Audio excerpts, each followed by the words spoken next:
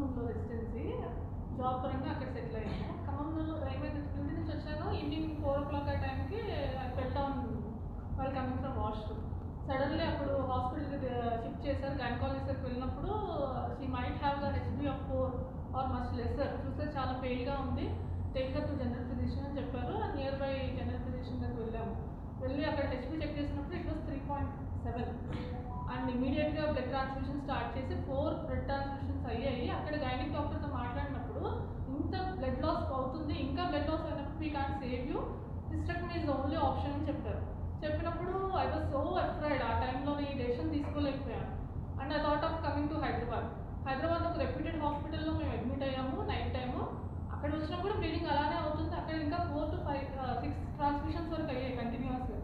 And they are also suggesting like you can be saved only if your uterus is removed, hysterectomy is the only option దగ్గర counsel చేశారు. Then I spoke with one of my friend.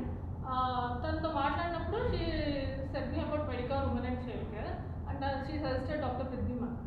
ఆ టైంలో decision ఇంకా నేను తీసుకున్నాను, no I will go for another opinion అని చెప్పి ఆ టైంలో 8 o'clock ఈవినింగ్ 6:30 అలాంటి డిశ్చార్జ్ చేసుకొని ఇక్కడికి వచ్చేసాం.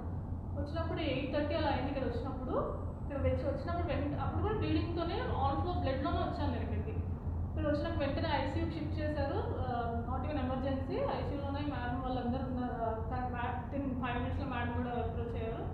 అండ్ డాక్టర్ శిల్ప మ్యామ్ అనస్థీషియాలో డ్యూటీలో ఉన్నారు మేడం అప్పుడు. And I'm so thankful for the team. యాక్చువల్గా ఆ టైంలో ఆ డెసిషన్స్ తీసుకున్నారు. అందరితోటి ప్రతి మేడం అందరితో మాట్లాడి నా ముందే జరుగుతూ ఉంది. కానీ నా బీపీ చాలా ఫ్లక్చువేట్ అవుతుంది, ఎందుకంటే బ్లీడింగ్ ఎక్కువ అవుతుంది. అండ్ నాకు లోపల భయం ఏంటి అంటే they will also do hysterectomy అన్నట్టుగానే ఉంది నాకు thought. I was planning for pregnancy, conceive అవ్వాలి అనేది చాలా ఆశపడుతూ ఉన్నాను చాలా ఇయర్స్ నుంచి. కానీ ఈ సిచ్యువేషన్లో ఎండ్ అవుతానని ఐ డిడ్ంట్ ఈవెన్ ఎక్స్పెక్ట్. అసలు ఏమో చెప్తారేమో మేడం వాళ్ళు కూడా అన్నట్టు ఉంది. కానీ బీపీ ఫ్లక్చువేట్ అవుతుంది.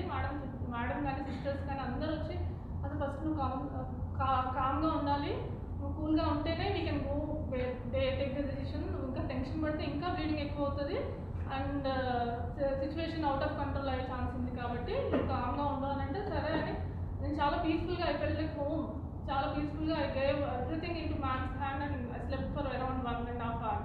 తర్వాత అన్నీ రెడీ చేశారు. ఓటీ బ్లడ్ అవన్నీ రెడీ అయ్యాయి. 11 o'clockకి నన్ను ఓటీకి షిఫ్ట్ చేశారు. And surgery was around 4 o'clock morning వరకు అయింది.